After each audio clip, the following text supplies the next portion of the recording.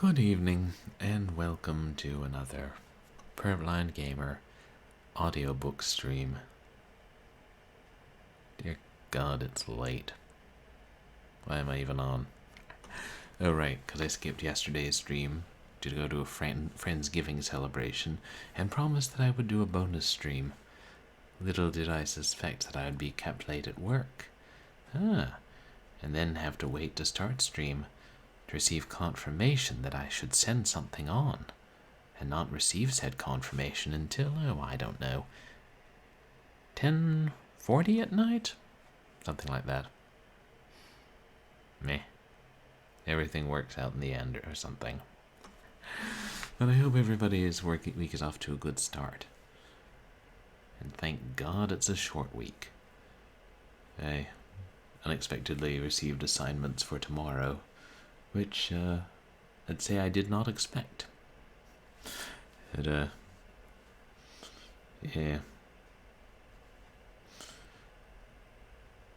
I have a weird job.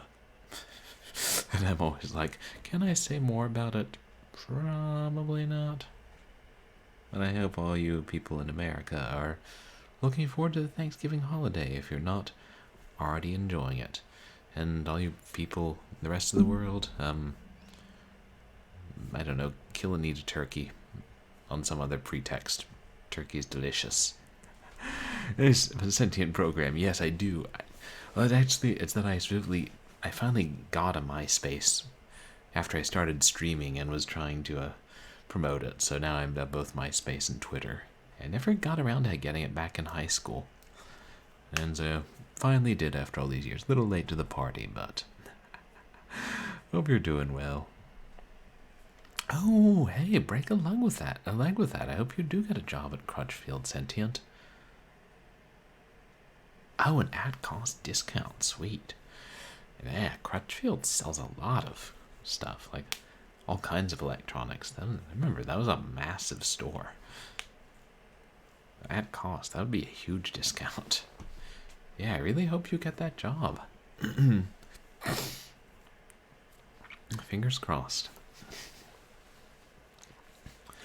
And thank you to everybody who came out to my last couple streams. We played Saturday, the Short Horror Saturday.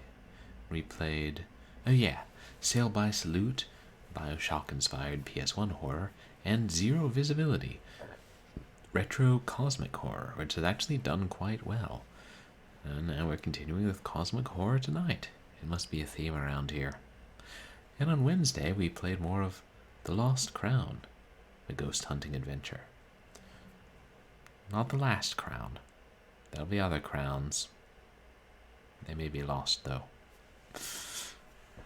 They're only... Oh, Crutchfield doesn't have many retail stores now.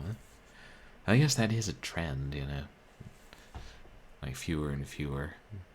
Even in the big cities, ever since we lost Fry's out in Los Angeles. Yeah, Zero Visibility. It's a good indie cosmic horror game. Retro graphics. Takes like half an hour or so to play through, but yeah, I think it's well executed. There's a couple of appropriately disturbing moments and a good idea. I've been kind of lucky. I've been playing mostly good games lately. Well, I don't know. Is Hardline a good game? Hardline is entertaining. I just worry it's getting too hard. But it's not a terrible problem to have, playing mostly good games. And reading mostly good books. Yeah. And I'm hoping we'll be able to do the stream beer themed game stream on Friday, or else I'll just do that instead of Short Horror Saturday this weekend. Who knows? But I'm still planning to do the Wednesday streams. I'll announce it that, and fingers crossed I can work from home on Wednesday, and so then maybe start stream at a more reasonable hour from my Easterly Coast friends. Hardline. I would say Hardline isn't bad, but It's entertaining and pretty cool sometimes. It's just, it wouldn't. It's mostly the difficulty and just a couple of choices they make that I think could be better. But yeah, it's one of those games that's definitely like fun to watch. But rail shooters often are, I think. Like so cool to watch people play through them, even in the arcades. I guess especially in the arcades. Yeah, there'll always be people crowded around those at MagFest.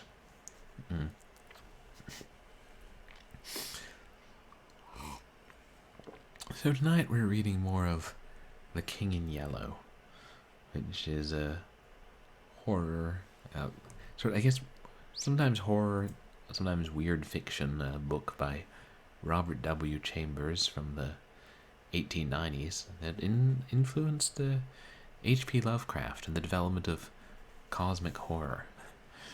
And the last couple stories we read in it were decidedly, I guess the last one especially was decidedly less creepy, and there wasn't anything supernatural really about it.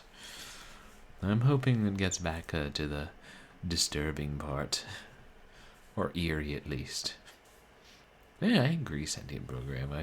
I enjoy watching FMV games too, and playing them and seeing them. Yeah, maybe not some of the really dumb ones, the painfully dumb ones that are only on Steam, but for the most part I do. Even if they're cheesy, I like cheesy. That's fine. Yeah, 1890 is surprisingly an old book. I do not have a first edition. First editions probably cost a lot. I'm that old. You can sometimes find random first editions of random books from later years. I have one on the bus I'm reading that's from the 1930s.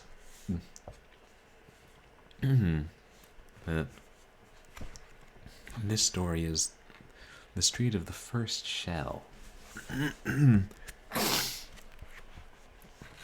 I don't know anything about it. I haven't really looked up what the stories are about ahead of time.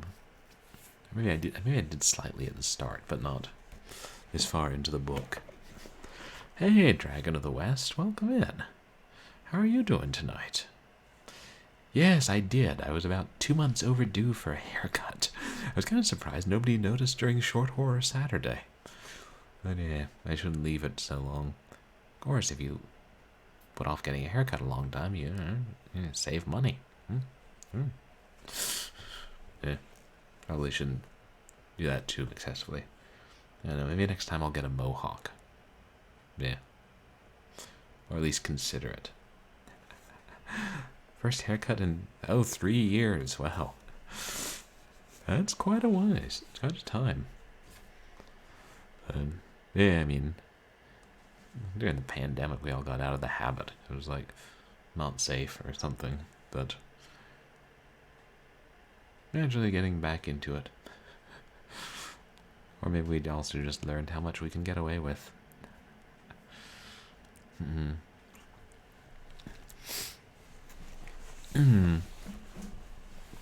Well, I'll go ahead and start reading, and yeah, since I won't I won't stop. When I do these audiobook streams, do I have my warning on screen? Yes, I do. I usually keep I have text speech for chat turned off, and just I'll try like when I finish chapters or something, I'll catch up with chat, or if we get a raid or something like that, then I'll stop.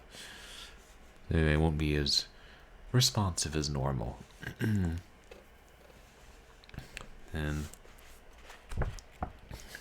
yeah, we'll just do one story tonight because this story is a bit longer than some of them. Weird how much they vary in length.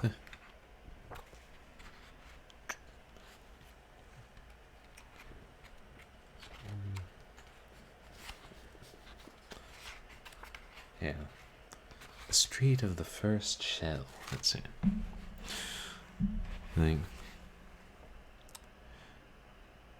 Yeah, exactly, sentient. So I figure it's better to keep the flow and keep reading, and then, uh, like when I come to the end of a story or a stopping place, catch up with chat. The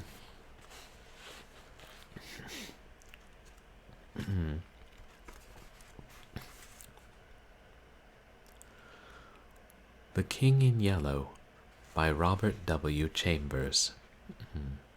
The Street of the First Shell. Be of good cheer, the sullen month will die, and a young moon requite us by and by. Look how the old one, meagre, bent and wan, with age and fast, is fainting from the sky. The room was already dark. The high roofs opposite cut off what little remained of the December daylight. The girl drew her chair nearer the window and, choosing a large needle, threaded it, knotting the thread over her fingers. Then she smoothed the baby garment across her knees, and bending, bit off the thread and drew the smaller needle from where it rested in the hem. When she had brushed away the stray threads and bits of lace, she laid it again over her knees caressingly. Then she slipped the threaded needle from her corsage and passed it through a button. But as the button spun down the thread, her hand faltered, the thread snapped, and the button rolled across the floor. She raised her head. Her eyes were fixed on a strip of waning light above the chimneys. From somewhere in the city came sounds like the distant beating of drums, and beyond, far beyond, a vague muttering, now growing, swelling, rumbling in the distance like the pounding of surf upon the rocks, now like the surf again, receding, growling, menacing. The cold had become intense, a bitter, piercing cold which strained and snapped at joist and beam and turned the slush of yesterday to flint. From the street below every sound broke sharp and metallic, the clatter of sabots, the rattle of shutters, or the rare sound of a human voice. The air was heavy, weighted with black cold as with a pall. To breathe was painful, to move an effort. In the desolate sky there was something that wearied, in the brooding clouds something that saddened. It penetrated the freezing city, cut by the freezing river, the splendid city with its towers and domes, its quays and bridges and its 1,000 spires. It entered the squares, it seized the avenues and the palaces, stole across bridges, and crept among the narrow streets of the Latin Quarter, grey under the grey of the December sky. Sadness, utter sadness. A fine icy sleet was falling, powdering the pavement with a tiny crystalline dust. It sifted against the window panes and drifted in heaps along the sill. The light at the window had nearly failed, and the girl bent low over her work. Presently she raised her head, brushing the curls from her eyes. "Jack, dearest, don't forget to clean your palette." He said, "All right," and picked up the palette, sat down upon the floor in front of the stove. His head and shoulders were in the shadow, but the firelight fell across his knees and glimmered red on the blade of the palette knife. Full in the firelight beside him stood a color box. On the lid was carved, J. Trent, École des Beaux-Arts, 1870.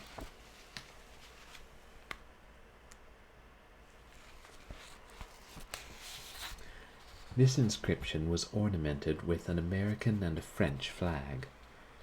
The sleet blew against the window panes, covering them with stars and diamonds, then, melting from the warmer air within, ran down and froze again in fern-like traceries. A dog whined, and the patter of small paws sounded on the zinc behind the stove. "Jack, dear, do you think Hercules is hungry?" The patter of paws was redoubled behind the stove. "He's whining," she continued nervously, "and if it isn't because he's hungry, it is because—" Her voice faltered. A loud humming filled the air. The windows vibrated. "Oh, Jack!" she cried. "Another!" But her voice was drowned in the scream of a shell tearing through the clouds overhead. "That is the nearest yet," she murmured. "Oh, no," he answered cheerfully. "It probably fell way over by Montmartre." And as she did not answer, he said again with exaggerated unconcern, "They wouldn't take the trouble to fire at the Latin Quarter. Anyway, they haven't a battery that can hurt it." After a while she spoke up brightly. "Jack, dear, when are you going to take me to see Monsieur West's statues?" "I will bet," he said, throwing down his palette and walking over to the window beside her, "that Colette has been here today." "Why?" she asked, opening her eyes very wide. Then, "Oh, it's too bad. Really, men are tiresome when they think they know everything. And I warn you that if Monsieur West is vain enough to imagine that Colette—" From the north another shell came whistling and quavering through the sky, passing above them with long-drawn screech which left the windows singing. "That," he blurted out, "was too near for comfort." They were silent for a while. Then he spoke again gaily. "Go on, Sylvia. And whither poor West?" But she only sighed. "Oh dear, I can never seem to get used to the shells." He sat down on the arm of the chair beside her. Her scissors fell jingling to the floor. She tossed the unfinished frock after them, and putting both arms about his neck, drew him down into her lap. "Don't go out tonight, Jack." He kissed her uplifted face. "You must know. Don't make it hard for me." "But when I hear the shells and know you are out in the city—" "But they all fall in Montmartre. They may all fall in the Beaux-Arts. You said yourself that two struck the Quai d'Orsay." "Mere accident. Jack, have pity on me. Take me with you." "And who'll there be to get dinner?" She rose and flung herself on the bed. "Oh, I can't get used to it, and I know you must go, but I beg you not to be late to dinner. If you knew what I suffer, I cannot help it, and you must be patient with me, dear." He said, It is as safe there as it is in our own house." She watched him fill for her the alcohol lamp, and when he had lighted it and had taken his hat to go, she jumped up and clung to him in silence. After a moment he said, "Now, Sylvia, remember my courage is sustained by yours. Come, I must go." She did not move, and he repeated, "I must go." Then she stepped back, and he thought she was going to speak and waited, but she only looked at him, and, a little impatiently, he kissed her again, saying, "Don't worry, dearest." When he had reached the last flight of stairs on his way to the street, a woman hobbled out of the housekeeper's lodge, waving a letter and calling, "Monsieur Jack! Monsieur Jack! This was left by Monsieur Fallowby." He took the letter and, leaning on the threshold of the lodge, read it. Streaming game on stream. Dear Streamer, Jack. I'm afraid. Streamer, you must pause my stream. Streamer got a raid. Here's a raider leading raiders. Welcome raiders. Are the Hey. raiders alligators? Raider grapple. We just got a raid. Welcome in, everybody. Slarty Bardfast, thank you so much for the raid. How are you doing tonight? And you're, God, what was it? You were playing one of those PS2 games I saw. I was lurking in there earlier during work. How did it go? You guys, please go check out Slarty Bardfest. It streams a mixture of, strategy games and action games, a lot from the late 90s, early 2000s. Was it the Siren one? No, Parasite Eve, right. It looked pretty cool. But welcome in, everybody. For those of you who don't know me, I'm Purblind Gamer. I'm a legally blind retro and variety streamer who has a special fondness for horror. And yeah, tonight we're doing something a little different. It's more like an audiobook. I'm reading a story from this collection of horror stories from the 1890s, The King in Yellow, which was pretty influential.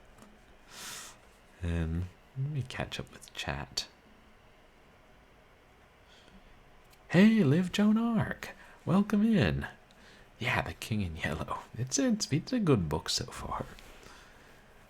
Oh yeah, this was years before World War II, but it was actually set in an alternate version of the 1920s, in which there was a big war before the around 1920. So they had some kinds of like shells and indirect fire earlier than that. But I'm doing all right, Slarty. It's a late night. It was a long day at work, and I got more crap I'll have to do tomorrow. But try not to worry about that. You finished Parasite Eve. Good for you. Did it have a good ending? Oh, and you guys should also check out Liv Joan Arc. Who's a friend of mine, an IRL friend from grad school, who was streaming Pokemon tonight.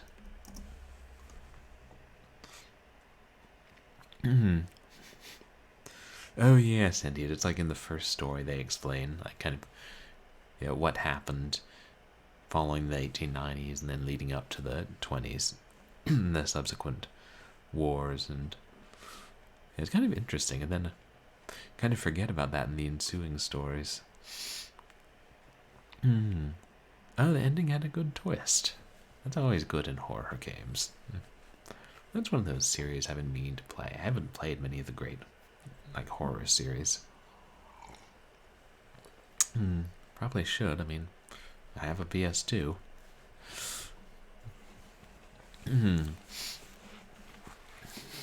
But, yeah, and I'm not interacting with chat as much as usual since we're reading we're reading The Street of the First Shell, and we're fairly near the beginning. Oh, thanks, Lardy. I appreciate that.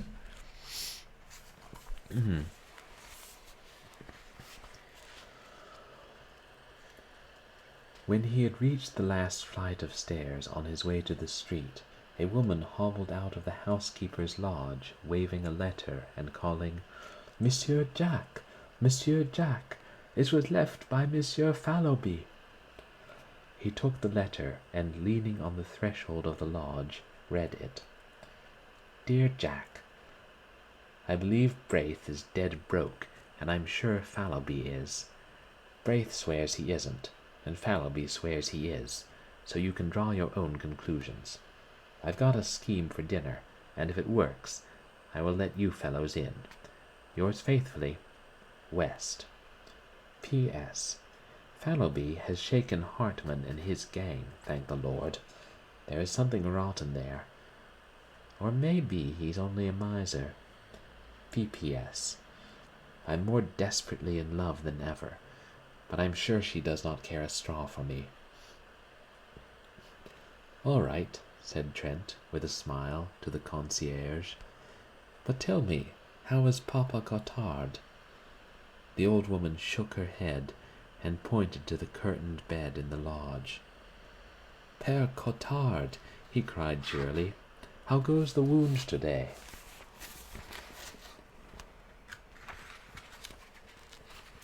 He walked over to the bed and drew the curtains. An old man was lying among the tumbled sheets. "Better?" smiled Trent. "Better," repeated the man wearily, and after a pause, "Have you any news, Monsieur Jack?" "I haven't been out today. I will bring you any rumor I may hear, though goodness knows I've got enough of rumors," he muttered to himself. Then, aloud, "Cheer up, you're looking better. And the sortie?" "Oh, the sortie. That's for this week. General Trochu sent orders last night." "It will be terrible." "It will be sickening," thought Trent as he went out into the street and turned the corner toward the Rue de Seine. Slaughter, slaughter. Phew. I'm glad I'm not going. The street was almost deserted. A few women, muffled in tattered military capes, crept along the frozen pavement, and a wretchedly clad gamin hovered over the sewer hole on the corner of the boulevard. A rope around his waist held his rags together. From the rope hung a rat, still warm and bleeding. "There's another in there," he yelled at Trent. "I hit him, but he got away." Trent crossed the street and asked, "How much?" "2 francs for a quarter of a fat one. That's what they give at the Saint Germain market." A violent fit of coughing interrupted him, but he wiped his face with the palm of his hand and looked cunningly at Trent. "Last week you could buy a rat for 6 francs, but," and here he swore vilely, "the rats have quit the Rue de Seine, and they kill them now over by the new hospital. I'll let you have this for 7 francs. I can sell it for 10 in the Isle Saint Louis." "You lie," said Trent, "and let me tell you that if you try to swindle anybody in this quarter, the people will make short work of you and your rats." He stood a moment eyeing the gamin, who pretended to snivel. Then he tossed him a franc, laughing. The child caught it, and, thrusting it into his mouth, wheeled about to the sewer hole. For a second he crouched, motionless, alert, his eyes on the bars of the drain. Then, leaping forward, he hurled a stone into the gutter, and Trent left him to finish a fierce grey rat that writhed squealing at the mouth of the sewer. Suppose Braith should come to that, he thought. Poor little chap. And hurrying, he turned in the dirty Passage des Beaux-Arts and entered the third house to the left. "Monsieur is at home," quavered the old concierge. Home? A garret absolutely bare, save for the iron bedstead in the corner and the iron basin and pitcher on the floor. West appeared at the door, winking with much mystery, and motioned Trent to enter. Braith, who was painting in bed to keep warm, looked up, laughed, and shook hands. "Any news?" The perfunctory question was answered as usual by, "Nothing but the cannon."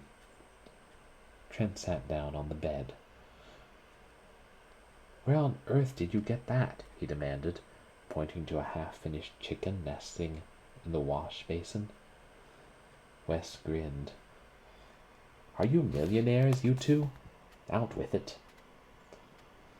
Braith, looking a little ashamed, began, "Oh, it's one of West's exploits," but was cut short by West, who said he would tell the story himself. "You see, before the siege, I had a letter of introduction to a type here, a fat banker, German-American variety. You know the species, I see. Well, of course, I forgot to present the letter, but this morning, judging it to be a favorable opportunity, I called on him. The villain lives in comfort. Fires, my boy, fires in the ante-rooms. The Buttons finally condescends to carry my letter and card up, leaving me standing in the hallway, which I did not like. So I entered the first room I saw, and nearly fainted at the sight of a banquet on a table by the fire. Down comes Buttons, very insolent. No, oh no, his master is not at home, and in fact is too busy to receive letters of introduction just now, the siege, and many business difficulties.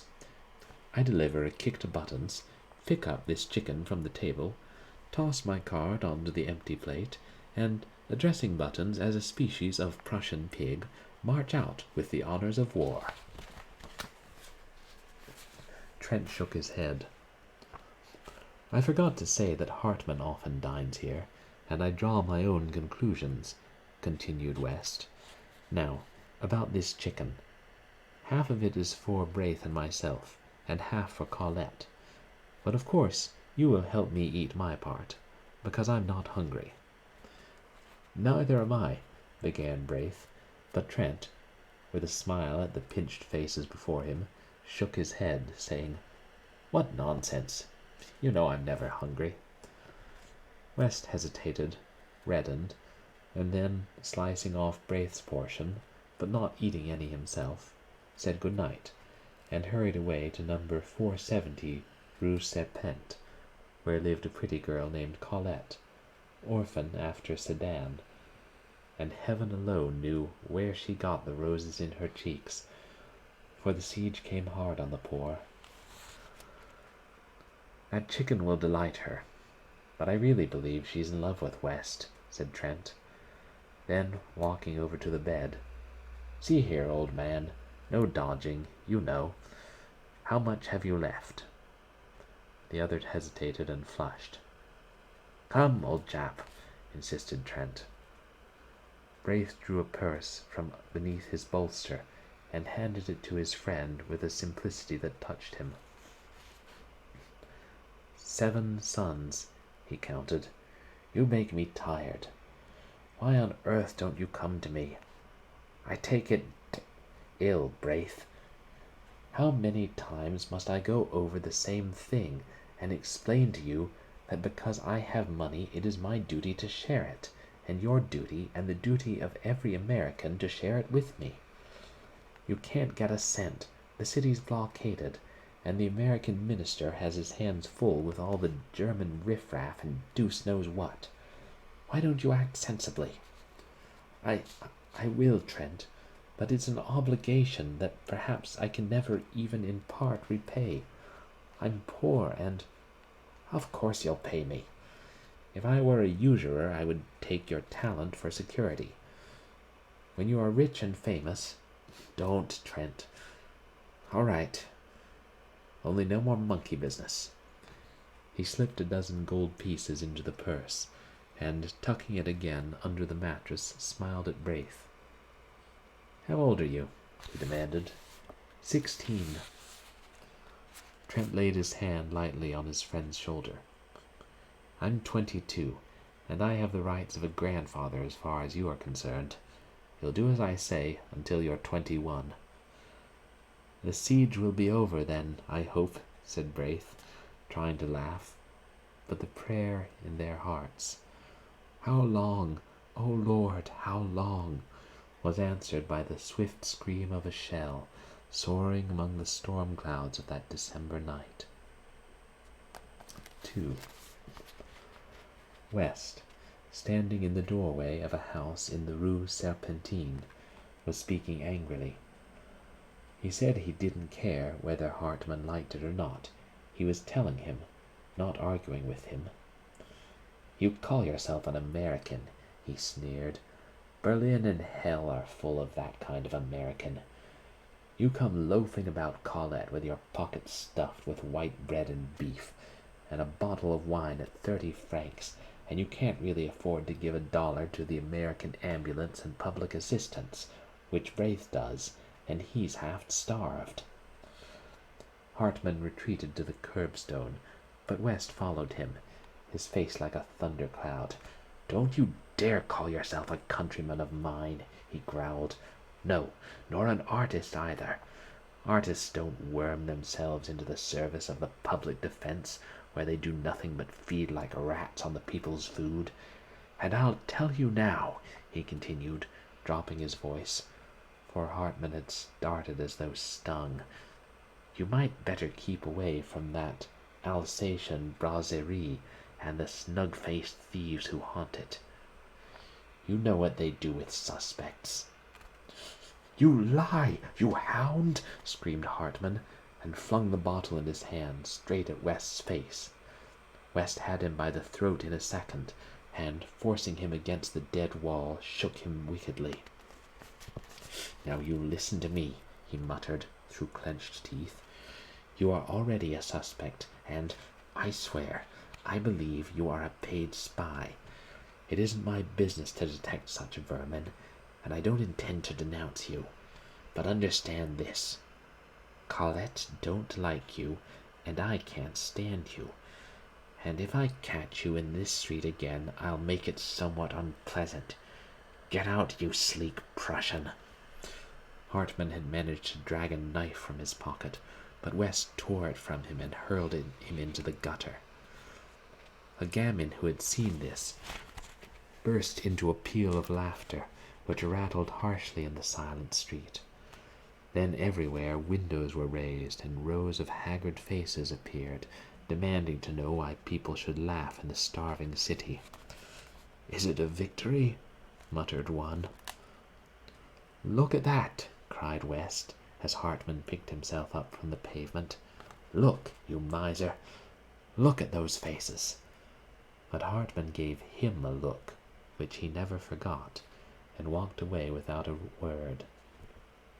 Trent, who suddenly appeared at the corner, glanced curiously at West, who merely nodded toward his door, saying, "Come in. Fallowby is upstairs." "What are you doing with that knife?" demanded Fallowby, as he and Trent entered the studio. West looked at his wounded hand, which still clutched the knife, but saying, "Cut myself by accident," tossed it into a corner, and washed the blood from his fingers. Fallowby, fat and lazy, watched him without comment, but Trent, half divining how things had turned, walked over to Fallowby smiling. "I've a bone to pick with you," he said. "Where is it? I'm hungry," replied Fallowby with affected eagerness, but Trent, frowning, told him to listen. "How much did I advance you a week ago?" 380 francs, replied the other, with a squirm of contrition. "Where is it?" Fallowby began a series of intricate explanations, which were soon cut short by Trent. "I know. You blew it in. You always blow it in. I don't care a rap what you did before the siege. I know you are rich, and I have a right to dispose of your I know you are rich and have a right to dispose of your money as you wish to, and I also know that, generally speaking, it is none of my business. But now it is my business, as I have to supply the funds until you get some more, which you won't until the siege is ended one way or another. I wish to share what I have, but I won't see it thrown out of the window. Oh yes, of course I know you will reimburse me, but that isn't the question. And anyway, it's the opinion of your friends, old man, that you will not be worse off for a little abstinence from fleshy pleasures. You are positively a freak in this famine-cursed city of skeletons." "I am rather stout," he admitted. "Is it true that you are out of money?" demanded Trent. "Yes, I am," sighed the other. "That roast-sucking pig on the Rue Saint-Honore. Is it there yet?" continued Trent. "What?" stammered the feeble one. "Ah, I thought so. I caught you in ecstasy before that sucking pig at least a dozen times." Then, laughing, he presented Fallowby with a roll of 20-franc pieces, saying, "If these go for luxuries, you must live on your own flesh," and went over to aid West, who sat beside the wash-basin binding up his hand. West suffered him to tie the knot, and then said, "You remember, yesterday, when I left you and Braith to take the chicken to Colette." "Chicken! Good heavens!"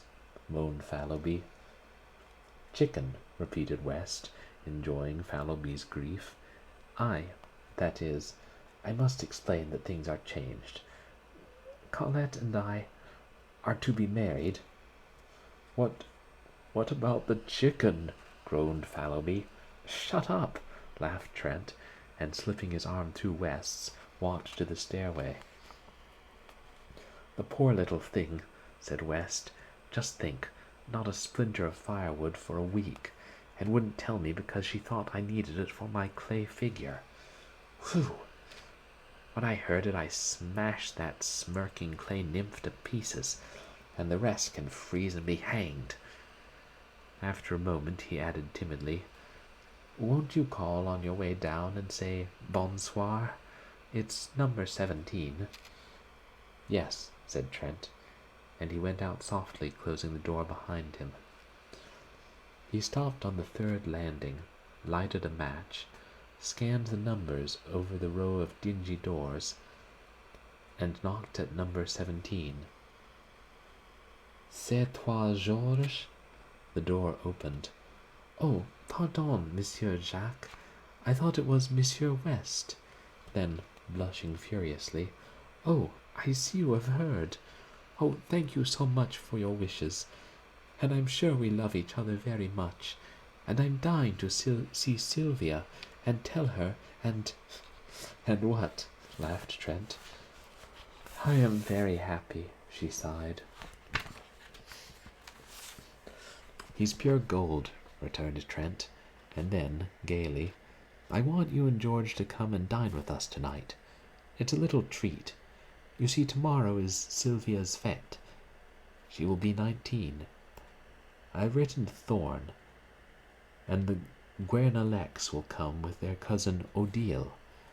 Fallowby has engaged not to bring anybody but himself." The girl accepted shyly, charging him with loads of loving messages to Sylvia, and he said good night. He started up the street, walking swiftly, for it was bitter cold, and cutting across the Rue de la Lune, he entered the Rue de Seine.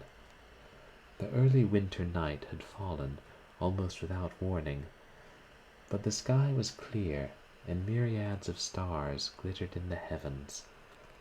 The bombardment had become furious, a steady rolling thunder from the Prussian cannon, punctuated by the heavy shocks from Mont Valérien. The shells streamed across the sky, leaving trails like shooting stars, and now, as he turned to look back, rockets blue and red flared above the horizon from the fort of Issy, and the fortress of the north flamed like a bonfire. "Good news!" a man shouted over by the Boulevard Saint-Germain. As if by magic, the streets were filled with people, shivering, chattering people with shrunken eyes. "Jacques!" cried one. "The army of the Loire! Eh, mon vieux, it has come then at last. I told thee. Tomorrow, tonight, who knows? Is it true? Is it a sortie?" Someone said, "Oh God, a sortie! And my son?" Another cried, "To the Seine? They say one can see the signals of the army of the Loire from the Pont Neuf." There was a child standing near Trent who kept repeating, "Mama, Mama, then tomorrow we may eat white bread?" And beside him an old man swaying, stumbling, his shriveled hands crushed to his breast, muttering as if insane. Could it be true?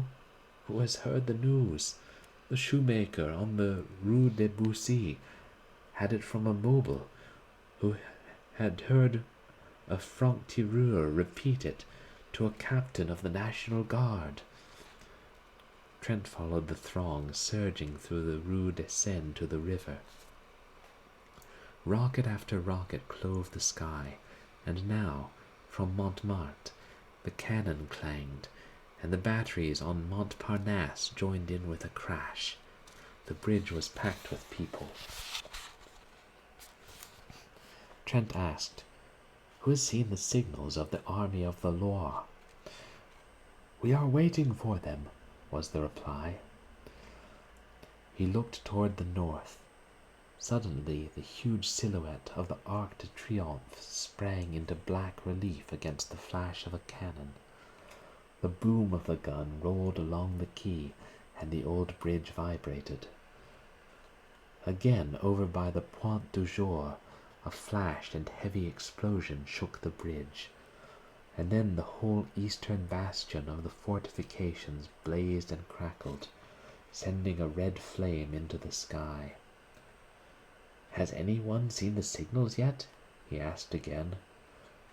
"We are waiting," was the reply. "Yes, waiting," murmured a man behind him. "Waiting, sick, starved, freezing, but waiting." "Is it a sortie?" "They go gladly." "Is it to starve?" "They starve." "They have no time to think of surrender. Are they heroes, these Parisians? Answer me, Trent." The American ambulance surgeon turned about and scanned the parapets of the bridge. "Any news, doctor?" asked Trent mechanically. "News?" said the doctor. "I don't know any. I haven't had time to know any. What are these people after?" "They say that the army of the Loire has signaled Mont Valérien." "Poor devils!" The doctor glanced about him for an instant, and then, "I'm so harried and worried that I don't know what to do. After the last sortie, we had the work of 50 ambulances to do on our poor little corps. Tomorrow there's another sortie, and I wish you fellows could come over to headquarters. We may need volunteers. How is Madame?" he added abruptly. "Well," replied Trent, "but she seems to grow more nervous every day. I ought to be with her now." "Take care of her," said the doctor. Then, with a sharp look at the people, "I can't stop now. Good night." And as he hurried away, muttering, "Poor devils," Trent leaned over the parapet and blinked at the black river surging through the arches.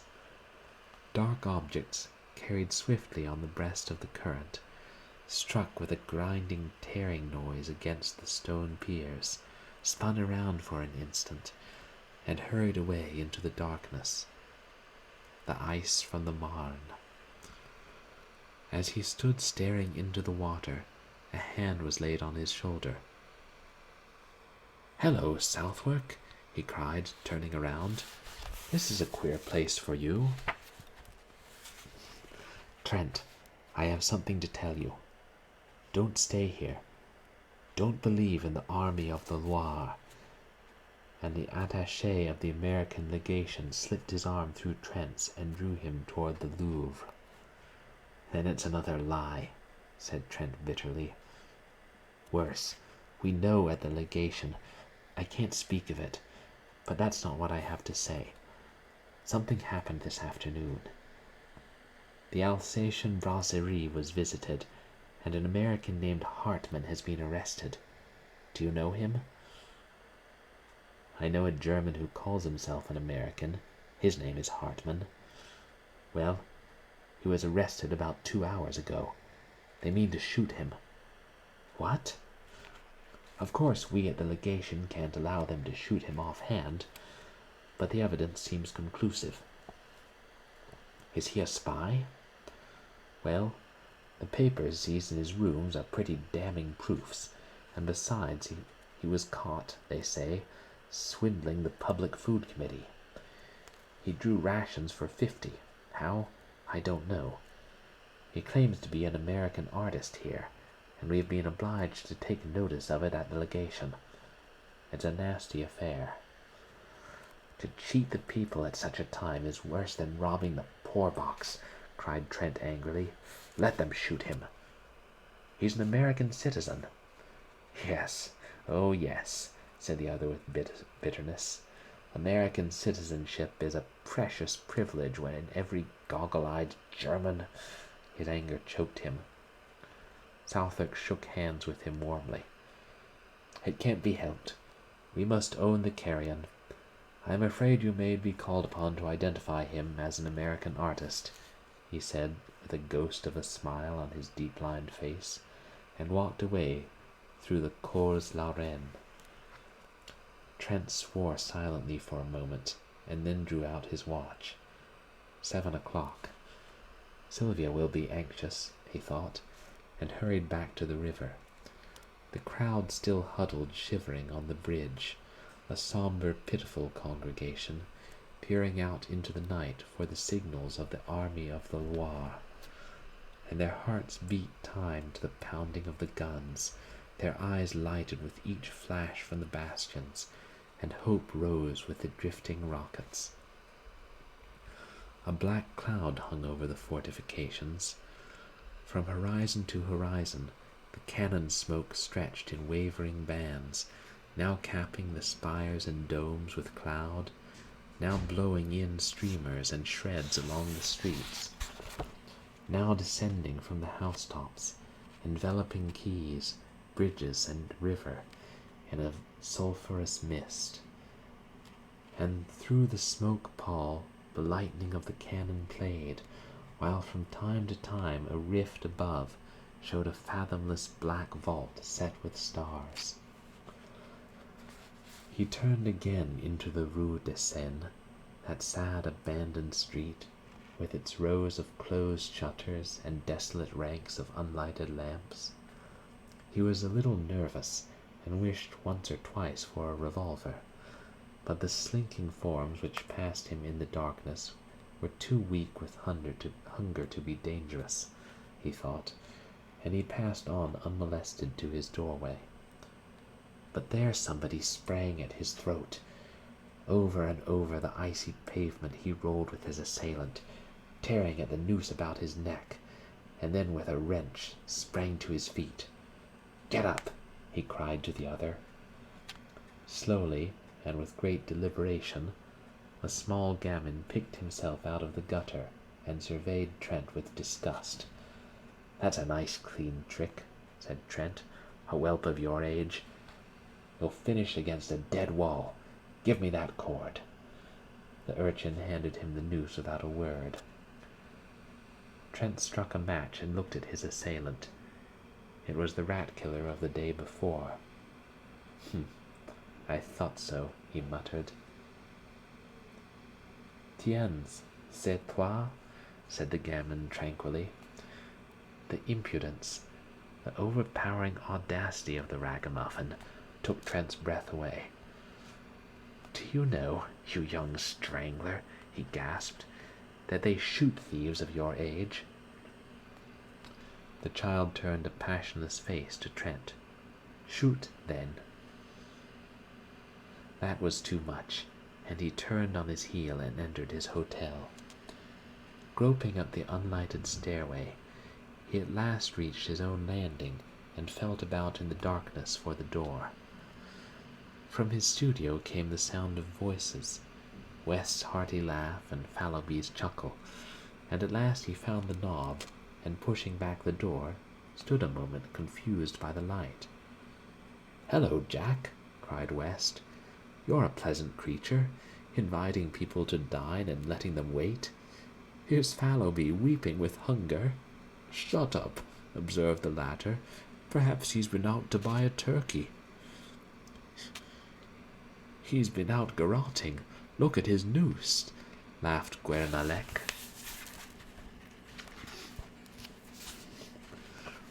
"So now we know where you get your cash," added West. "Vive le coup de Père François." Trent shook hands with everybody and laughed at Sylvia's pale face. "I didn't mean to be late. I stopped on the bridge a moment to watch the bombardment.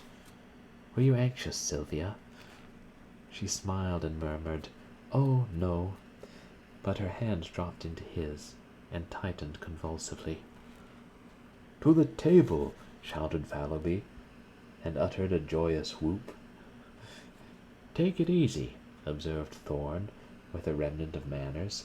"You are not the host, you know." Marie Guernalec, who had been chattering with Colette, jumped up and took Thorn's arm, and Monsieur Guernalec drew Odile's arm through his. Trent, bowing gravely, offered his own arm to Colette. West took in Sylvia, and Fallowby hovered anxiously in the rear. "You march around the table 3 times singing the Marseillaise," explained Sylvia, "and Monsieur Fallowby pounds on the table and beats time." Fallowby suggested that they could sing after dinner, but his protest was drowned in the ringing chorus. "En armes, formez vos bataillons." Around the room they marched singing, "Marchons, marchons," with all their might, while Fallowby, with very bad grace, hammered on the table, consoling himself a little with the hope that the exercise would increase his appetite. Hercules, the black and tan, fled under the bed, from which retreat he yapped and whined until dragged out by Guernalec and placed in Odile's lap. "And now," said Trent gravely, when everybody was seated, "listen," and he read the menu. "Beef soup à la Siege de Paris. Fish. Sardines à la Père Lachaise. White wine. Roti, red wine. Fresh beef à la sortie. Vegetables. Canned beans à la chasse-pot. Canned peas gravelotte. Potatoes irlandais. Miscellaneous. Cold corned beef à la Thiès. Stewed prunes à la Garibaldi. Dessert. Dried prunes, white bread. Currant jelly. Tea, café. Liqueurs. Pipes and cigarettes. Fallowby applauded frantically, and Sylvia served the soup. "Isn't it delicious?" sighed Odile. Marie Guernalec sipped her soup in rapture. "Not at all like horse, and I don't care what they say. Horse doesn't taste like beef," Colette whispered to West. Fallowby, who had finished, began to caress his chin and eye the tureen. "Have some more, old chap?" inquired Trent. Monsieur Fallowby cannot have any more," announced Sylvia. "I am saving this for the concierge." Fallowby transferred his eyes to the fish. The sardines, hot from the grill, were a great success. While the others were eating, Sylvia ran downstairs with the soup for the old concierge and her husband, and when she hurried back, flushed and breathless, and had slipped into her chair with a happy smile at Trent, that young man arose, and silence fell over the table. For an instant he looked at Sylvia, and thought he had never seen her so beautiful. "You all know," he began, "that today is my wife's 19th birthday." Fallowby, bubbling with enthusiasm, waved his glass in circles about his head, to the terror of Odile and Colette, his neighbors, and Thorn. West and Guernalec refilled their glasses 3 times before the storm of applause, which the toast of Sylvia had provoked, subsided. 3 times the glasses were filled and emptied to Sylvia, and again to Trent, who protested. "This is irregular," he cried. "The next toast is to the twin republics, France and America." "To the republics! To the republics!" they cried, and the toast was drunk amid shouts of "Vive la France! Vive l'Amérique! Vive la nation!" Then Trent, with a smile at West, offered the toast, "To a happy pair," and everybody understood. and Sylvia leaned over and kissed Colette, while Trent bowed to West. The beef was eaten in comparative calm, but when it was finished, and a portion of it set aside for the old people below, Trent cried, "Drink to Paris! May she rise from her ruins and crush the invader!" And the cheers rang out, drowning for a moment the monotonous thunder of the Prussian guns. Pipes and cigarettes were lighted, and Trent listened an instant to the animated chatter around him, broken by ripples of laughter from the girls or the mellow chuckle of Fallowby. Then he turned to West. "There's going to be a sortie tonight," he said. "I saw the American ambulance surgeon just before I came in, and he asked me to speak to you fellows. Any aid we can give him will not come amiss." Then, dropping his voice and speaking in English, "As for me, I shall go out with the ambulance tomorrow morning. There is of course no danger, but it's just as well to keep it from Sylvia." West nodded. Thorn and Guernalec, who had heard, broke in and offered assistance, and Fallowby volunteered with a groan. "All right," Trent said rapidly. "No more now, but meet me at the ambulance headquarters tomorrow morning by 8.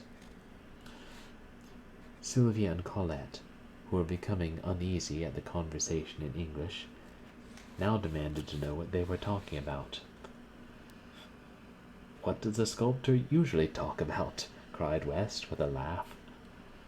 Odile glanced reproachfully at Thorn, her fiancé.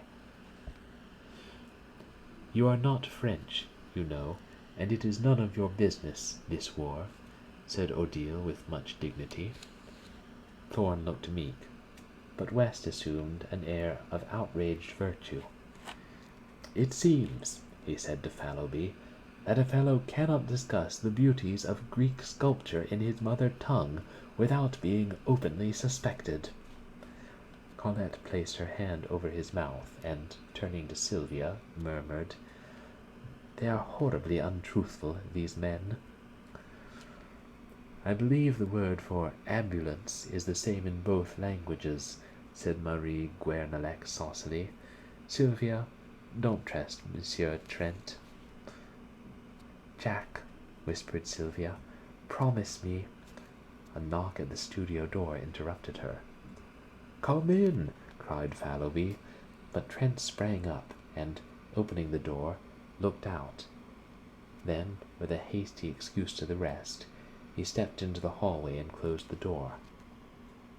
When he returned, he was grumbling. "What is it, Jack?" cried West. "What is it?" repeated Trent savagely. "I'll tell you what it is.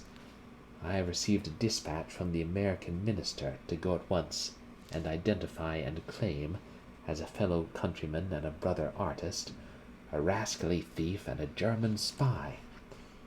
"Don't go," suggested Fallowby. "If I don't go, they'll shoot him at once." "Let them," growled Thorn. "Do you fellows know who it is?" "Hartman!" shouted West, inspired. Sylvia sprang up deathly white, but Odile slipped her arm around her and supported her to a chair, saying calmly, "Sylvia has fainted. It's the hot room. Bring some water." Trent brought it at once. Sylvia opened her eyes, and after a moment rose and, supported by Marie Guernalec and Trent, passed into the bedroom. It was the signal for breaking up, and everybody came and shook hands with Trent, saying they hoped Sylvia would sleep it off and that it would be nothing. When Marie Guernalec took leave of him, she avoided his eyes, but he spoke to her cordially and thanked her for her aid. "Anything I can do, Jack?" inquired West, lingering, and then turned downstairs to catch up with the rest. Trent leaned over the banisters, listening to their footsteps and chatter, and then the lower door banged and the house was silent. He lingered, staring down into the blackness, biting his lips. Then, with an impatient movement, "I am crazy," he muttered, and lighting a candle, went into the bedroom. Sylvia was lying on the bed. He bent over her, smoothing the curly hair on her forehead. "Are you better, dear Sylvia?" She did not answer, but raised her eyes to his. For an instant he met her gaze, but what he read there sent a chill to his heart, and he sat down, covering his face with his hands. At last she spoke in a voice changed and strained, a voice which he had never heard, and he dropped his hands and listened, bolt upright in his chair. "Jack, it has come at last. I have feared it and trembled. Ah, how often have I lain awake at night, with this on my heart, and prayed that I might die before you should ever know of it. For I love you, Jack, and if you go away I cannot live. I have deceived you. It happened before I knew you, but since that first day, when you found me weeping in the Luxembourg and spoke to me, Jack, I have been faithful to you in every thought and deed. I loved you from the first, and did not dare tell you this, fearing that you would go away, and since then my love has grown, and oh, I suffered, but I dared not tell you, and now you know. But you do not know the worst. For him, now, what do I care? He was cruel, oh, so cruel." She hid her face in her arms. "Must I go on? Must I tell you? Can you not imagine? Oh, Jack!" He did not stir. His eyes seemed dead. I was so young. I knew nothing, and he said that he loved me." Trent rose and struck the candle with his clenched fist, and the room was dark. The bells of St. Sulpice told the hour, and she started up, speaking with feverish haste. "I must finish.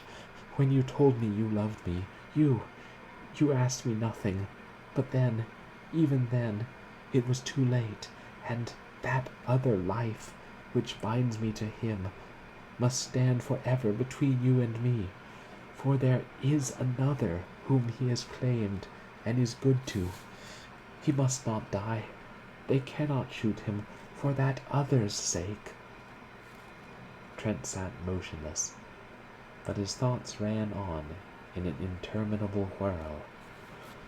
Sylvia, little Sylvia, who shared with him his student life, who bore with him the dreary desolation of the siege without complaint, this slender blue-eyed girl whom he was so quietly fond of, whom he teased or caressed as the whim suited, who sometimes made him the least bit impatient with her passionate devotion to him. Could this be the same Sylvia who lay weeping there in the darkness? Then he clenched his teeth. Let him die, let him die. But then, for Sylvia's sake, and for that other's sake, yes, he would go. He must go. His duty was plain before him. But Sylvia, he could not be what he had been to her, and yet a vague terror seized him, now all was said. Trembling, he struck a light. She lay there, her curly hair tumbled about her face, her small white hands pressed to her breast. He could not leave her, and he could not stay.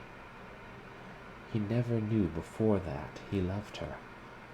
She had been a mere comrade, this girl-wife of his. Ah, he loved her now with all his heart and soul, and he knew it, only when it was too late. Too late? Why? Then he thought of that other one, binding her, linking her forever to the creature who stood in danger of his life. With an oath he sprang to the door, but the door would not open. Or was it that he pressed it back, locked it, and flung himself on his knees beside the bed, knowing that he dared not for his life's sake leave what was all in his knowing that he dared not for his life's sake leave what was his all in life. 3. It was 4 in the morning when he came out of the prison of the condemned with the secretary of the American legation. A knot of people had gathered around the American minister's carriage, which stood in front of the prison, the horses stamping and pawing in the icy street, the coachman huddled on the box, wrapped in furs.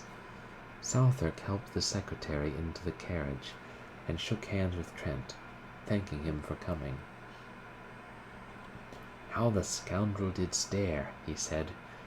"Your evidence was worse than a kick, but it saved his skin for the moment at least, and prevented complications." The secretary sighed.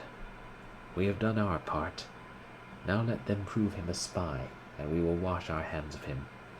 Jump in, Captain. Come along, Trent." "I have a word to say to Captain Southwark. I would detain him," said Trent hastily, and, dropping his voice, "Southwark, help me now. You know the story from the blackguard. You know the child is at his rooms. Get it, and take it to my own apartment. And if he is shot, I will provide a home for it." "I understand," said the captain gravely. "Will you do this at once?" "At once," he replied. Their hands met in a warm clasp, and then Captain Southwark climbed into the carriage, motioning Trent to follow. But he shook his head, saying, "Goodbye," and the carriage rolled away. He watched the carriage to the end of the street, then started toward his own quarter, but after a step or two hesitated, stopped, and finally turned away in the opposite direction. Something, perhaps it was the sight of the prisoner he had so recently confronted, nauseated him. He felt the need of solitude and quiet to collect his thoughts. The events of the evening had shaken him terribly, but he would walk it off, forget, bury everything, and then go back to Sylvia. He started on swiftly, and for a time the bitter thoughts seemed to fade. But when he paused, at last, breathless, under the Arc de Triomphe, the bitterness and the wretchedness of the whole thing, yes, of his whole misspent life, came back with a pang. Then the face of the prisoner, stamped with a horrible grimace of fear, grew in the shadows before his eyes.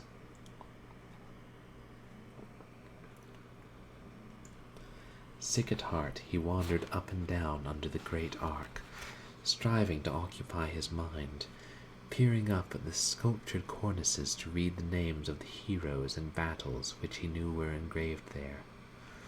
But always the ashen face of Hartmann followed him, grinning with terror. Or was it terror? Was it not triumph? At the thought he leaped like a man who feels a knife at his throat, but after a savage tramp around the square, came back again and sat down to battle with his misery. The air was cold, but his cheeks were burning with angry shame. Shame? Why? Was it because he had married a girl whom chance had made a mother? Did he love her? Was this miserable bohemian existence, then, his end and aim in life? He turned his eyes upon the secrets of his heart, and read an evil story, the story of the past, and he covered his face for shame, while, keeping time to the dull pain throbbing in his head, his heart beat out the story for the future, shame and disgrace. Roused at last from a lethargy which had begun to numb the bitterness of his thoughts, he raised his head and looked about. A sudden fog had settled in the streets. The arches of the arc were choked with it. He would go home. A great horror of being alone seized him. But he was not alone. The fog was peopled with phantoms. All around him in the mist they moved, drifting through the arches in lengthening lines, and vanished, while from the fog others rose up, swept past, and were engulfed.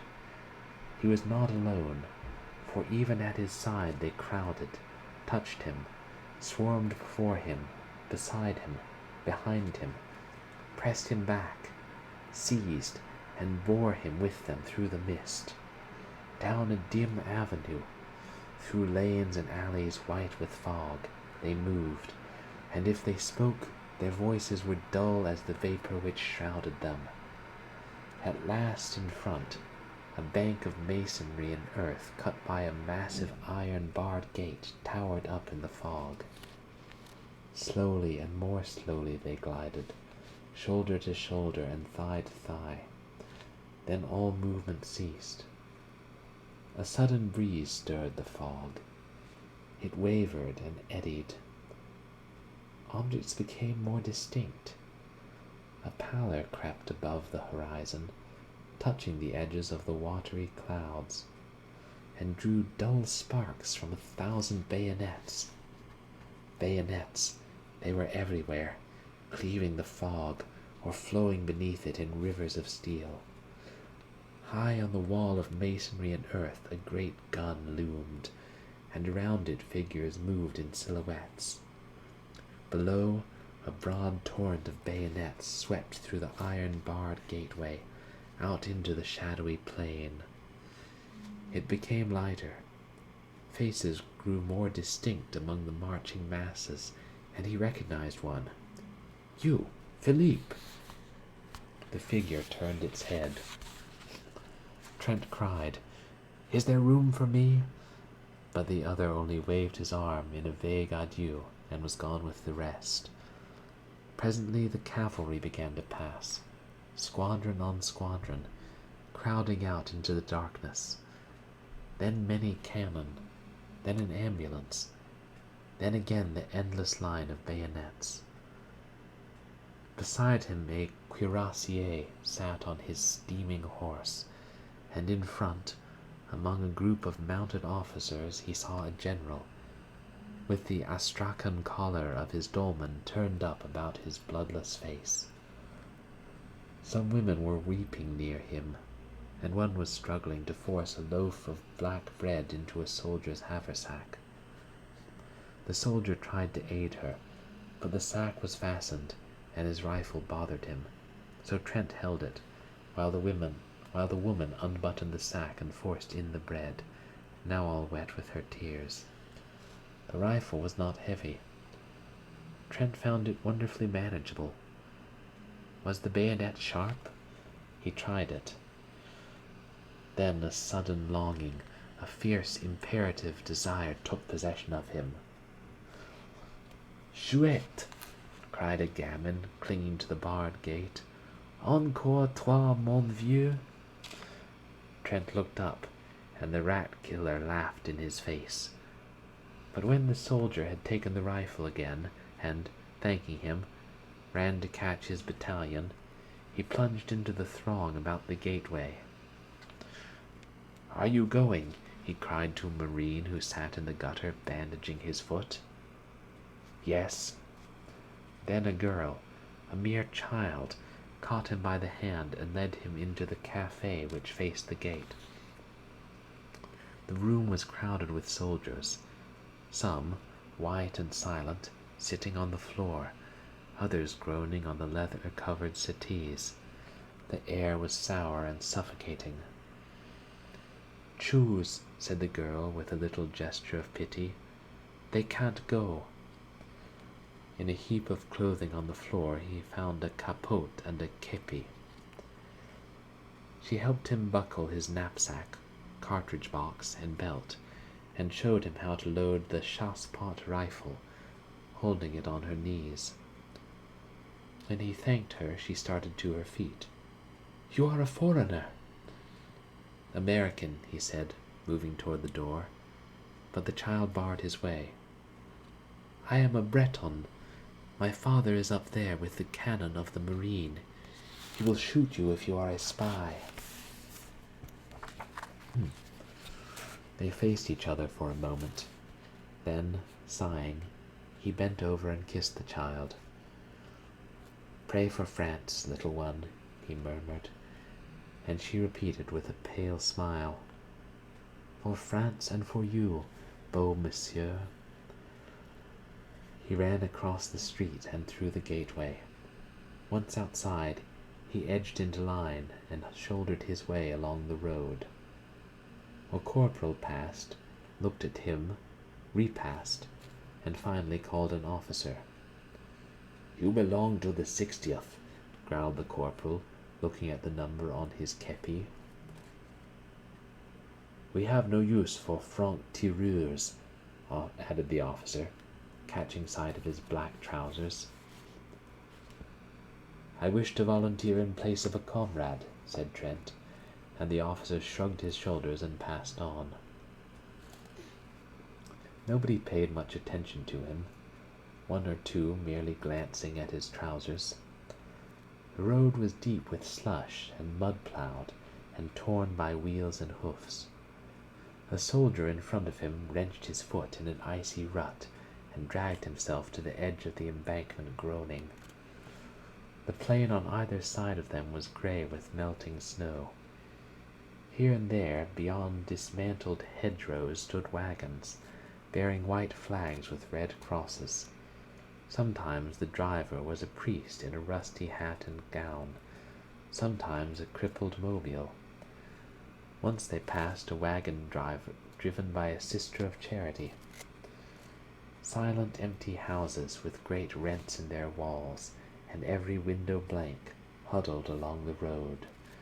Further on, within the zone of danger, nothing of human habitation remained, except here and there a pile of frozen bricks or a blackened cellar choked with snow. For some time Trent had been annoyed by the man behind him, who kept treading on his heels.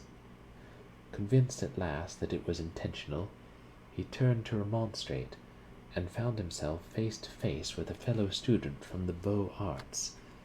Trent stared. "I thought you were in the hospital."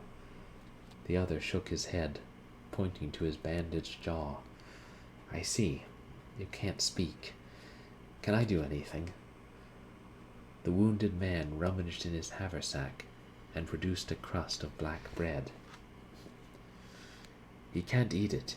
His jaw is smashed, and he wants you to chew it for him," said the soldier next to him. Trent took the crust and, grinding it with his teeth morsel by morsel, passed it back to the starving man.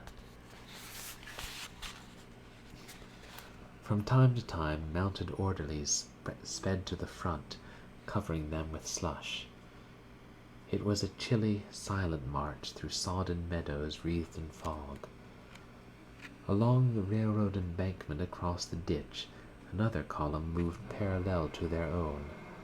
Trent watched it, a somber mass, now distinct, now vague, now blotted out in a puff of fog. Once for half an hour he lost it, but when again it came into view, he noticed a thin line detach itself from the flank and, bellying in the middle, swing rapidly to the west. At the same moment a prolonged crackling broke out in the fog in the front. Other lines began to slough off from the column, swinging east and west, and the crackling became continuous. A battery passed at full gallop, and he drew back with his comrades to give it way. It went into action a little to the right of his battalion, and as the shot from the first rifled piece boomed through the mist, the cannon from the fortifications opened with a mighty roar. An officer galloped by, shouting something which Trent did not catch, but he saw the ranks in front suddenly part company with his own, and disappear into the twilight. More officers rode up and stood behind him, peering into the fog. Away in front, the crackling had become one prolonged crash, It was dreary waiting. Trent chewed some bread for the man behind, who tried to swallow it, and after a while shook his head, motioning Trent to eat the rest himself. A corporal offered him a little brandy, and he drank it, but when he turned around to return the flask, the corporal was lying on the ground. Alarmed, he looked at the soldier next to him, who shrugged his shoulders and opened his mouth to speak, but something struck him, and he rolled over and over into the ditch below. At that moment, the horse of one of the officers gave a bound and backed into the battalion, lashing out with his heels. One man was ridden down, another was kicked in the chest and hurled through the ranks. The officer sank his spurs into the horse and forced him to the front again, where he stood trembling. The cannonade seemed to draw nearer. A staff officer, riding slowly up and down the battalion, suddenly collapsed in his saddle and clung to his horse's mane. One of his boots dangled, crimsoned and dripping, from the stirrup. Then out of the mist in front men came running. The roads, the fields, the ditches were full of them, and many of them fell. For an instant he imagined he saw horsemen riding about like ghosts in the vapors beyond, and a man behind him cursed horribly, declaring he too had seen them, and that they were Uhlans. But the battalion stood inactive, and the mist fell again over the meadows. The colonel sat heavily upon his horse, his bullet-shaped head buried in the astrakhan collar of his dolman, his fat leg sticking straight out in the stirrups.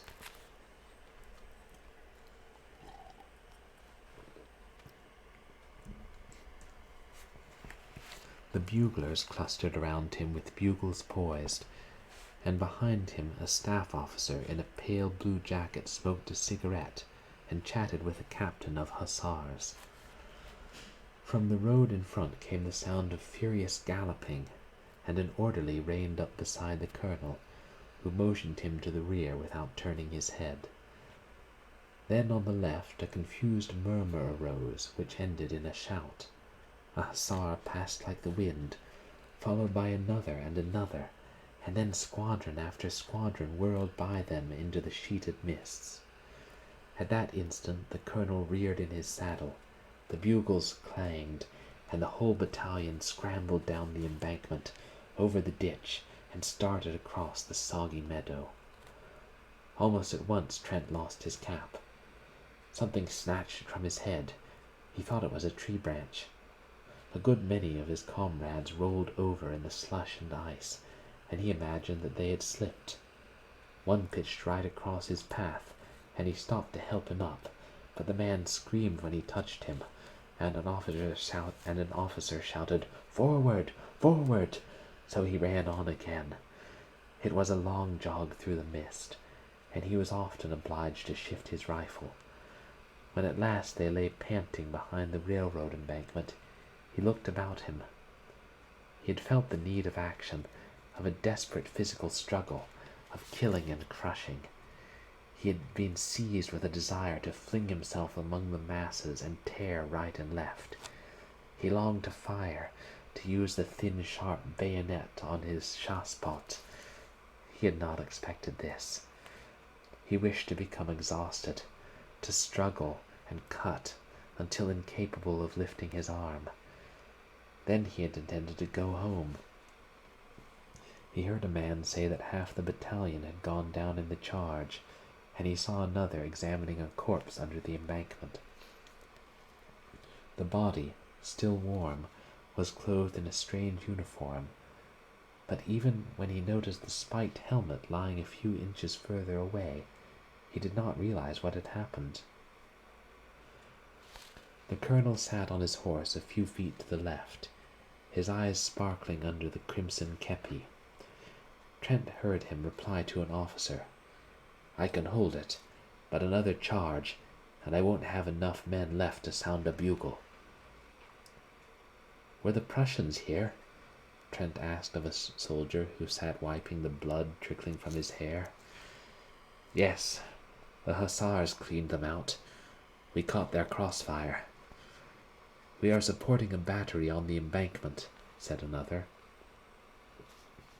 Then the battalion crawled over the embankment and moved along the lines of twisted rails. Trent rolled up his trousers and tucked them into his woolen socks, but they halted again, and some of the men sat down on the dismantled railroad track. Trent looked for his wounded comrade from the Beaux Arts. He was standing in his place, very pale. The cannonade had become terrific. For a moment the mist lifted.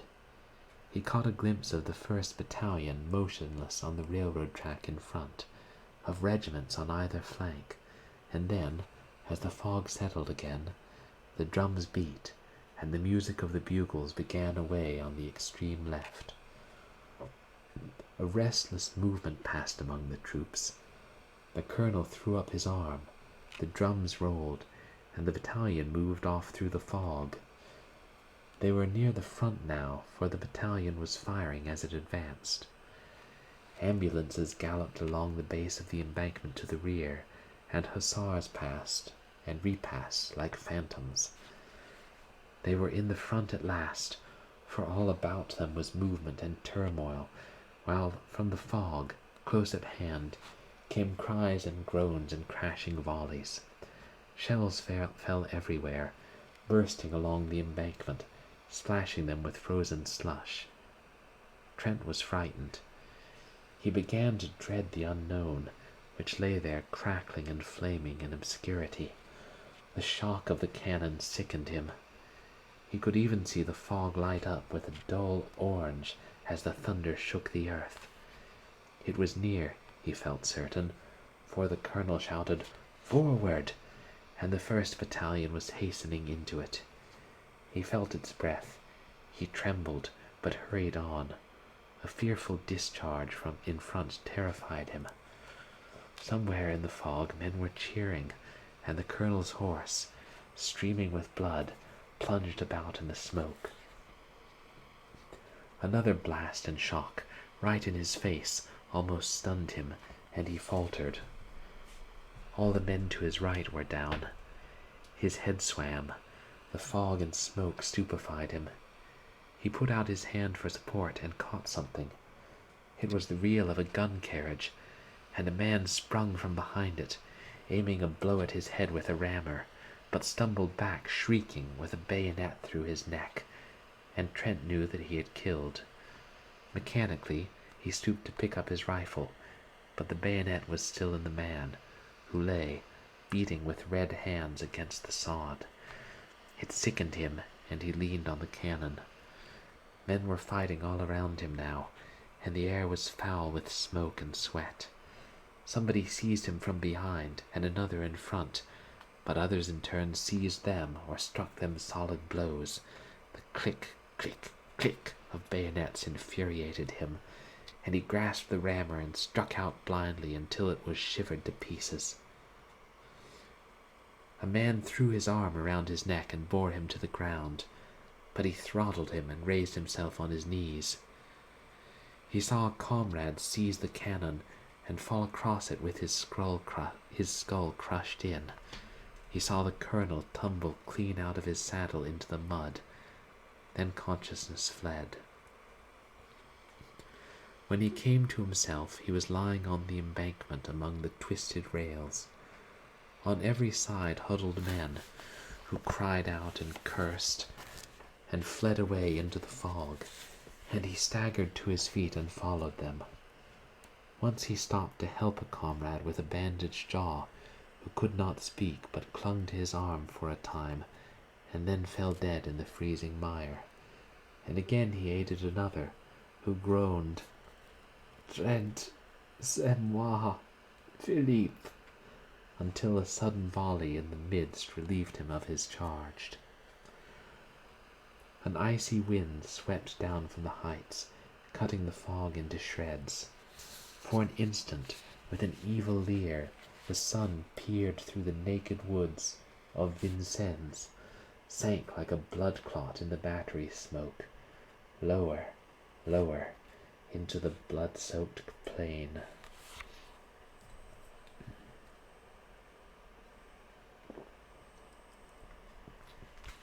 4. When midnight sounded from the belfry of Saint Sulpice, the gates of Paris were still choked with fragments of what had once been an army.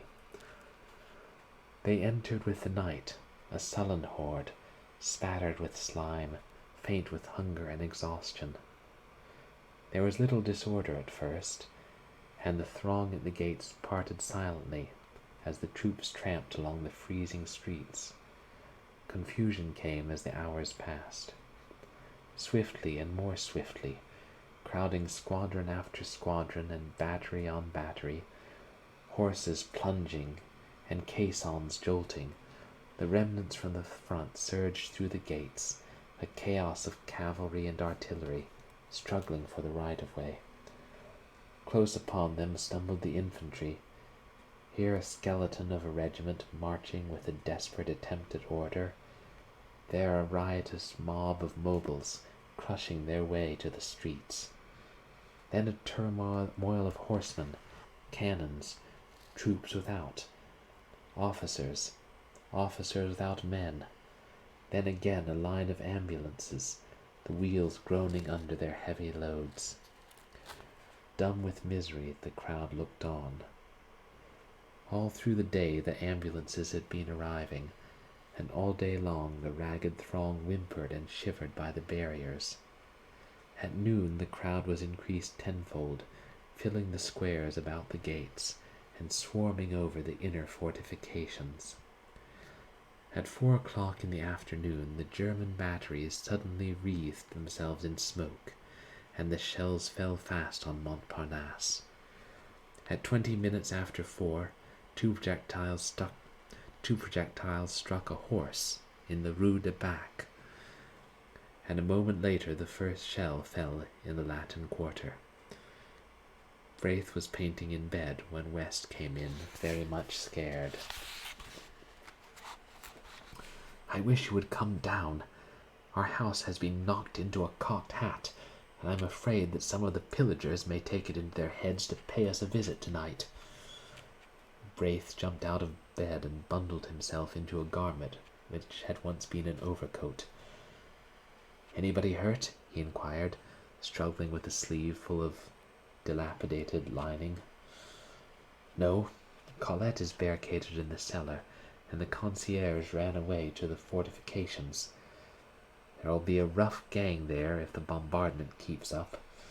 You might help us."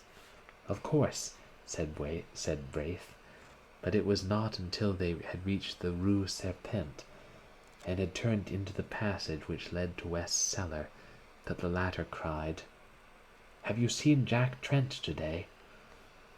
"No," replied Braith, looking troubled. "He was not at the ambulance headquarters." "He stayed to take care of Sylvia, I suppose." A bomb came crashing through the roof of a house at the end of the alley and burst in the basement, showering the street with slate and plaster. A second struck at a chimney and plunged into the garden, followed by an avalanche of bricks, and another exploded with a deafening report in the next street. They hurried along the passage to the steps which led to the cellar. Here again Braith stopped. "Don't you think I had better run up to see if Jack and Sylvia are well entrenched? I can get back before dark." "No. Go in and find Colette, and I'll go." "No, let me go. There's no danger." "I know it," replied West calmly, and, dragging Braith into the alley, pointed to the cellar steps. The iron door was barred.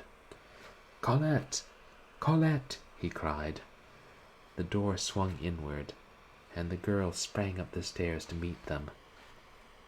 At that instant, Braith, glancing behind him, gave a startled cry, and pushing the two before him into the cellar, jumped down after them and slammed the iron door. A few seconds later, a heavy jar from the outside shook the hinges. "They are here," muttered West, very pale. "That door," observed Colette calmly, "will hold forever."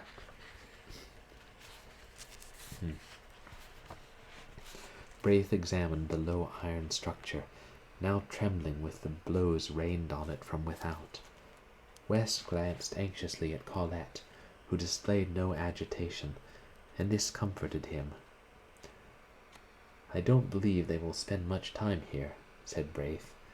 "They only rummage in cellars for spirits, I imagine. Unless they hear that valuables are buried there." "But surely nothing is buried here," exclaimed Braith uneasily. "Unfortunately there is," growled West. "That miserly landlord of mine." A crash from the outside, followed by a yell, cut him short. Then blow after blow shook the doors, until there came a sharp snap, a clinking of metal, and a triangular bit of iron fell inwards, leaving a hole through which struggled a ray of light. Instantly West knelt, and shoving his revolver through the aperture, fired every cartridge. For a moment the alley resounded with the racket of the revolver. Then absolute silence followed. Presently a single questioning blow fell upon the door, and a moment later another and another, and then a sudden crack zigzagged against the iron plate. "Here," said West, seizing Colette by the wrist. "You follow me, Braith," and he ran swiftly toward a circular spot of light at the further end of the cellar. The spot of light came from a barred manhole above. West motioned Braith to mount on his shoulders. "Push it over. You must." With little effort, Braith lifted the barred cover, scrambled out on his stomach, and easily raised Colette from West's shoulders. "Quick, old chap!" cried the latter. Braith twisted his legs around a fence chain and leaned down again. The cellar was flooded with a yellow light, and the air reeked with the stench of petroleum torches. The iron door still held, but a whole plate of metal was gone. And now, as they looked, a figure came creeping through, holding a torch. "Quick!" whispered Braith. "Jump!" And West hung dangling until Colette grasped him by the collar, and he was dragged out. Then her nerves gave way, and she wept hysterically. But West threw his arm around her, and led her across the gardens into the next street, where Braith, after replacing the manhole cover and piling some stone slabs from the wall over it, rejoined them.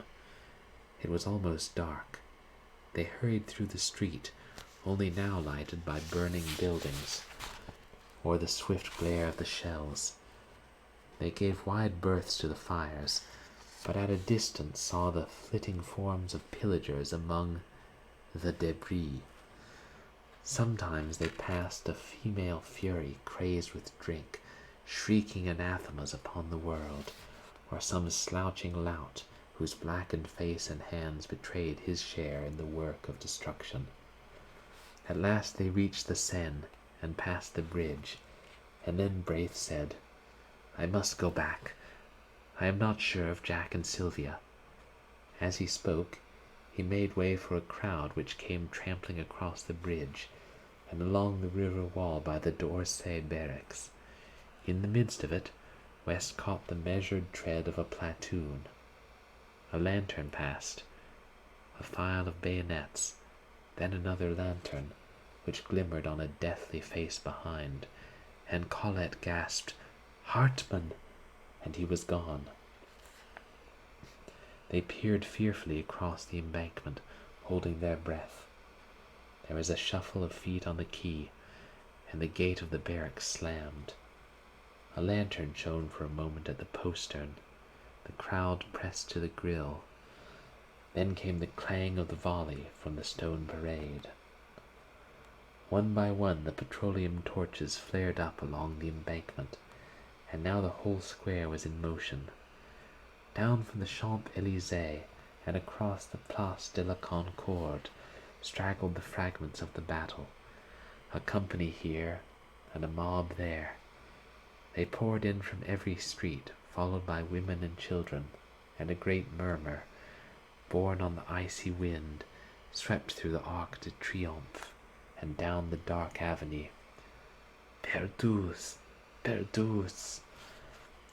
A ragged end of a battalion was pressing past, the spectre of annihilation.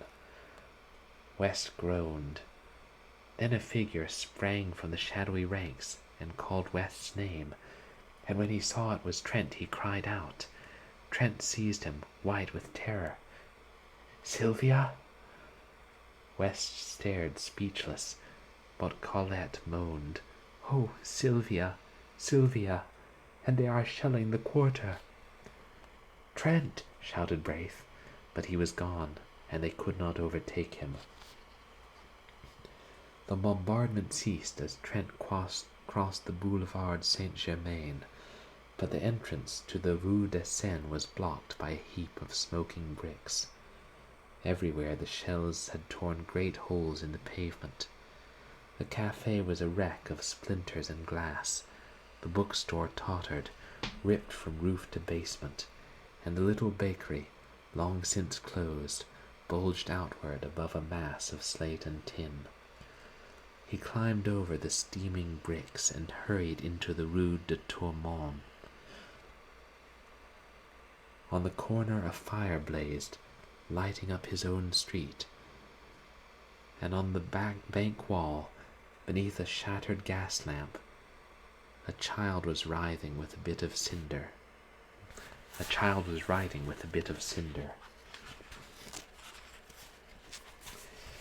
Here fell the first shell. The letters stared him in the face.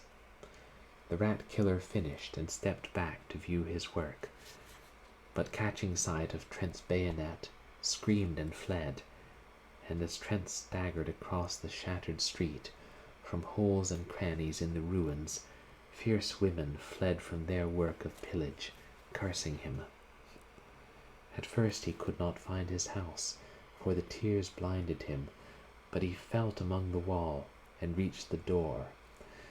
A lantern burned in the concierge's lodge, and the old man lay dead beside it. Faint with fright, he leaned a moment on his rifle, then, snatching the lantern, sprang up the stairs. He tried to call, but his tongue hardly moved. On the second floor he saw plaster on the stairway, and on the third the floor was torn, and the concierge lay in a pool of blood across the landing. The next floor was his, theirs. The door hung from its hinges, the walls gaped. He crept in and sank down by the bed, and there 2 arms were flung around his neck, and a tear-stained face sought his own. "Sylvia! Oh, Jack! Jack! Jack!" From the tumbled pillow beside them a child wailed. "They brought it! It is mine!" she sobbed. "Ours," he whispered, with his arms around them both. Then, from the stairs below, came Braith's anxious voice. "Trent! Is all well?" The end.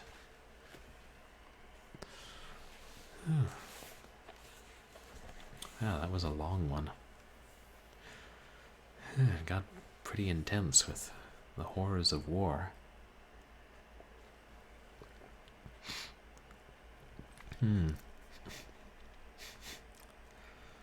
Interesting. I'm wondering if this was set before the other stories talking about the battle. Because it mentioned... Nah, I don't think it was. It mentioned Sylvia again. That's the third story that mentions Sylvia. I'm trying to track the time of them. I don't know. I think it's intentional. It's meant to be confusing. But interesting. That definitely wasn't what I expected. Yeah. Basically a war story. Oh, but that's interesting. This book, you never know what to expect with it. So I believe there are 2 more stories, but let me check that.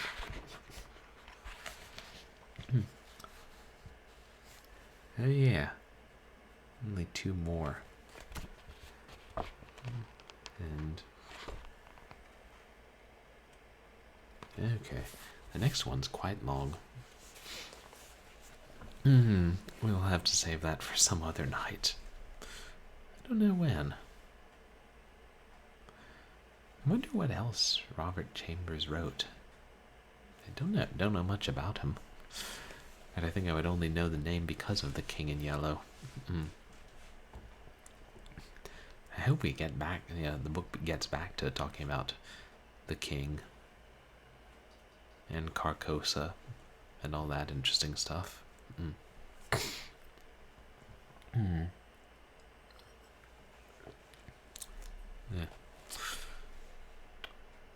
Interesting story. Well, I should probably wrap up and find somewhere to raid. And I'll give you guys an idea of what's coming up. On Wednesday, I should continue The Lost Crown, a ghost hunting adventure, going back to gaming. And I'm hoping that I can work remotely that day and thus can start stream a little earlier. Then, I don't know, I think either Friday or Saturday, depending on my schedule and how much I have to do, even though at least I'll be off work by then. I'm going to try and do the stream of beer-themed games, which was the reward for the successful community challenge we completed the other week. I think I set that too low. Next time I'm going to have to set it a little higher. And then Sunday, my plan is to try and finish Hardline. Yeah. Hopefully I'll be able to, and I won't die over and over again too many times. Maybe just a few dozen. A few score. Hey, these FMV rail shooters aren't always easy. Yeah, that's the plan. More fun stuff coming up. And then we'll do more of The King in Yellow. I don't know, maybe I'll do another bonus stream next week. Maybe it'll be the week after. Just hope things don't get much busier at work. Anyway, let's find somebody to raid, shall we?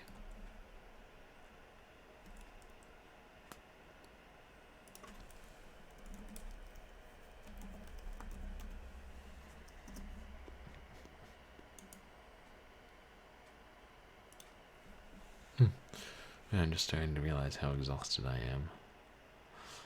Let's see. Hey, if Ghoul Babe's on, we can raid her. It's her birthday. Ah, good, she is.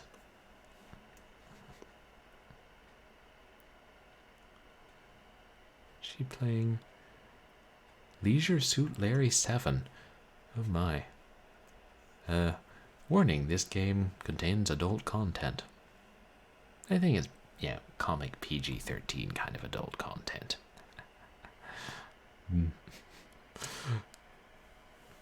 Oh, I hope the Coco is good sentient program.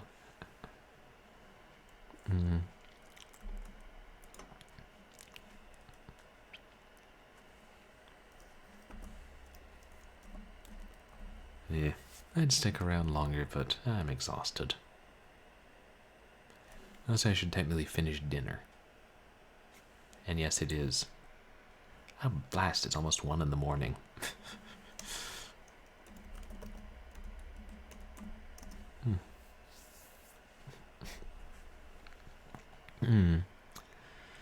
Well, thank you all for coming to hang out for another late night audiobook stream.